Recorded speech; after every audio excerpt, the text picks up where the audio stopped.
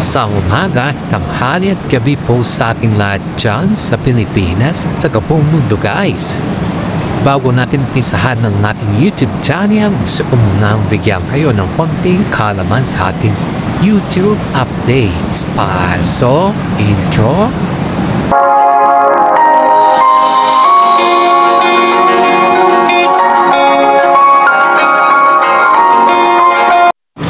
Okay, alright guys. Ito na naman tayo guys tungkol sa Kinlaw. Ito na naman tayo. Sayon dito sa ating mga legit na sources guys is spotted si Kim Chiu po na gumagamit ng pink na damit na kung saan po ay sa showtime to guys na kung saan po ay kitang-kita dito yung kanyang kagandahan at kaseksihan. Yung abs na yung simula na hindi ito nakikita at ngayon tayo nakikita na guys, kaya ang daming natutuwa dahil pinexpo ni Kim Chiu ang kanyang abs at damit na po yun guys is kulay pink. Alam nyo guys, ito yung konting kaalaman lang po tayo kay Kim Chiu. Sa mga hindi nakakaalam sa paborito na color ni Kim Chiu ay ibahagi po natin sa ngayon. Ayon dito sa ating mga legit na sources ay ang favorite color po ni Kim Chiu guys is kulay pink, color pink, which is ang color pink kasi sa kanya ay yun yung nabibigay ng refreshment at parang maliwanag sa kanya kasi yung color pink at comfortable siya pag yun po ay ang kanyang ginagamit. Ever since naman kasi guys, ang paborito ni Kimi ay color pink at pati din sa kanyang mga apartment, halos siya magagamit niya, karamihan din sa mga gamit niya is color pink. Halos mga unan, mga basic na gamit, mga pintura, some of our things ay halos lahat din guys is color pink. Ayon din dito sa ating legit na sources ay talagang lahat daw ng mga gamit ni Hime ay ang gusto niya may mga color pink talaga. Kasi pakiramdam niya daw kasi sa color pink ay nagbibigay ito ng liwanag sa kanya. And which is hindi naman natin pwedeng i-judge yan guys kasi kanya-kanyang trip tayo sa ngayon eh. Kung ang trip naman ni Kimi ay color pink, eh syempre ipaubayan na natin sa kanya. Ngayon guys, yung damit ni Kimi sa showtime nung siya po ay nag-perform ay kitang-kita naman dun yung kagandahan niya, kaseksihan at higit sa lahat po ay maliwanag siyang tignan dun or hindi siya yung panitatin ako di ang ganda-ganda niya dun sa kanyang sinuot. Maraming mga netizen po ang humanga dito at lalong-lalo na po si Paolo Avellino. Ito pa yung mga tugon ng mga fans natin dyan guys na kung saan po ay bakit daw hindi din daw i-try ni Paolo Avellino gumamit ng color pink na long sleeve or something na damit. Sa aking kaalaman guys, hindi ko pa talaga nakita si Paolo Avellino na gumamit ng color pink. Yes, pero sa mga iba siguro, ewan ko lang. Pero sa akin na lang isang vlogger at sumusunod or sumusubaybay sa kanila palagi, wala pa naman akong nakita damit ni Paolo Avellino nagsusuot ng color pink siya. Halos yung mga suot ni Paolo Avellino na nakikita ko is yung mga dark color. Gaya po ng black, gaya ng dark blue, sometimes puti. Kasi yung mga damit ni Paolo Avellino kasi mga dark at saka maluluwang. Mahilig kasi siya sa mga maluluwang eh. Pati mga pants niya, maluluwang din. Basta yung forma ni Pao kasi is yung kung saan siya comfortable eh. Yun yung kanyang forma. Hindi kagaya ng mga iba na very fitting ba. Yung as in na fit sa kanila. Parang naghahanap sila ng kasi yung overfitting kasi guys is yan yung nakakabahala ba na pag overfitting kasi yung mga pants, yung mga damit, eh syempre yung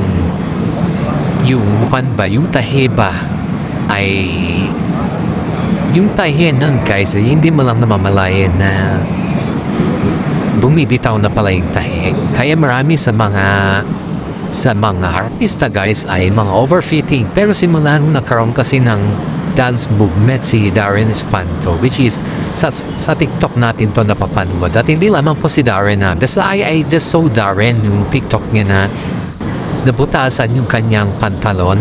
Tapos buti na lang ay alam niya ang kanyang ginawa. Hindi niya pinahalata na nagkaroon ng butas or yung biglang nabutas kasi overfit kasi yung kanyang pair that time. Ay siguro yun sa mga artista na dinadala na kaya yung mga gamit nila or yung mga ginagamit nila sila na ang nagpe-perform ay yung mga medyo maluwang na sa kanila kasi mahirap talaga pag overfitting eh. Talagang may tendency na bumigay yung tahinon. Kaya ito guys, balik tayo kay Paolo Avellino. Si Paolo kasi guys, hindi naman natin pwedeng i-demand kung ano yung kanyang isusuot nila as long as na tayo ay management or manager nila saka director nila. Pero wala pa naman akong nakikita na nagsuot si Paolo ng color pink. Sa mga nakakaalam guys, sa mga nakakakita, pakicomment down below nyo lang po kung nakita nyo na nagsusuot si Paolo Avellino ng color pink damit or pants. Kasi ako guys, hindi ko pa nakita si Paolo na nagsusuot ng color pink at saka color pink na damit at saka color pink na pants eh. Ever since hindi ko pa siya nakita. Eto guys, itong tanong ng mga netizens sa atin. Bakit daw hindi daw nagsusuot si Paolo Avellino ng color pink samantala daw si Tini ay mahilig siya sa color pink? Ito naman yung sagot natin dito guys sa isang netizen na nagtanong kung bakit hindi din sila nakitaan si Paolo na gumagamit ng color pink. Ito guys, yung sagot ko dito this is my own opinion. Siguro guys, hindi lang siguro comfortable si Paolo Avellino na gumamit ng ganon na color kasi nga po makikita naman natin halos sa kanyang mga damit is mga plain. At higit sa lahat, siguro para siguro sa kanya hindi siya comfortable Maybe kung may magutos sa kanya na management or kinakailangan magdamit siya ng ganun, well, siguro magdadamit naman siya. Pero kapag yung talagang sabihin natin na yun yung kanyang isusuot ay parang malabo tayo dyan guys.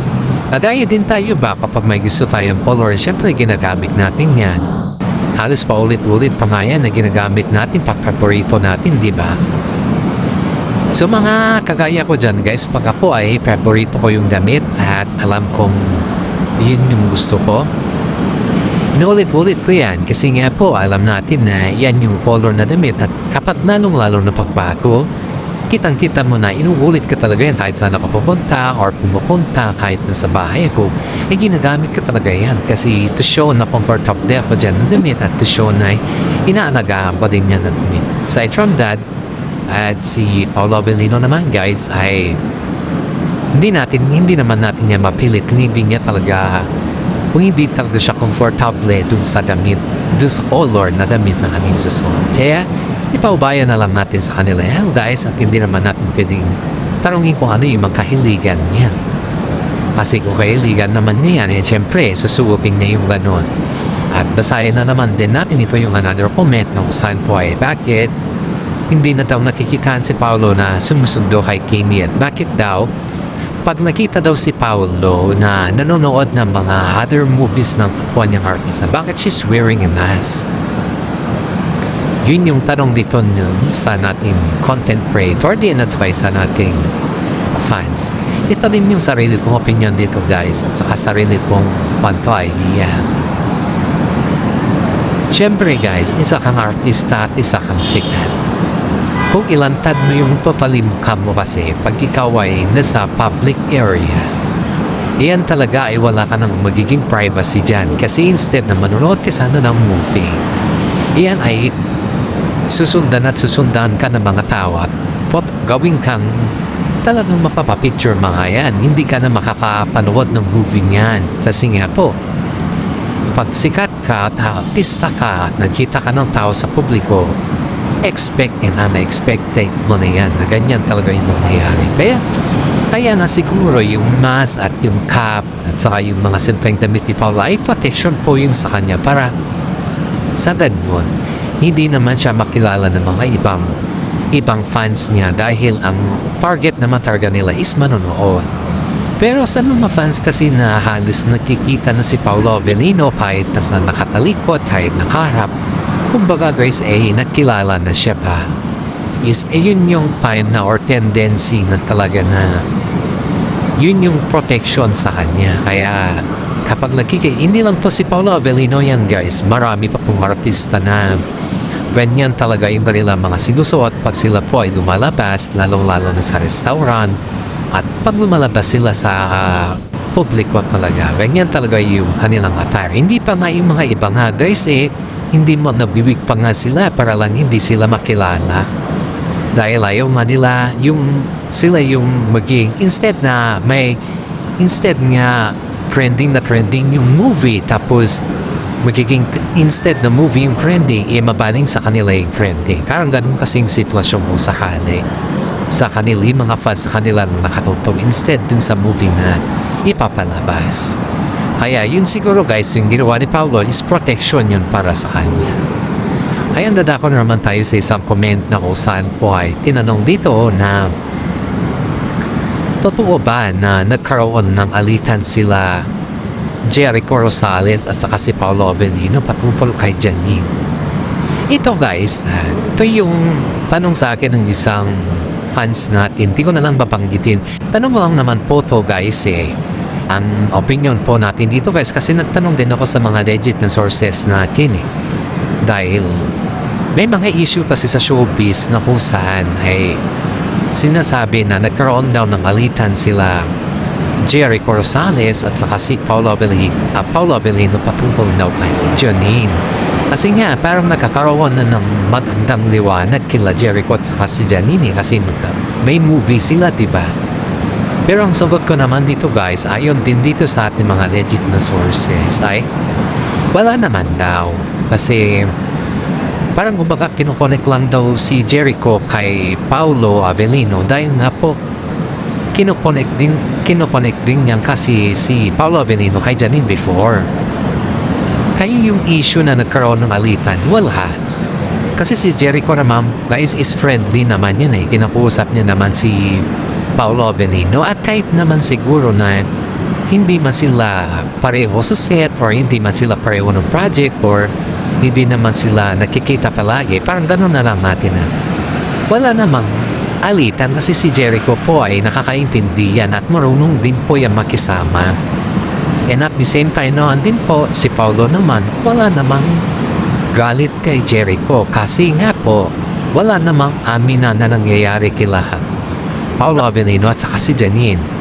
Kumbaga pa sa history natin guys, kunin natin sa diretsahang salita. Kinukonek lang kasi ng mga fans si Paolo Avellino kay Jericho dahil kay Janine, di ba? Kaya nagkaroon ng issue. Pero wala namang issue kila Jericho at saka si Paolo Avellino.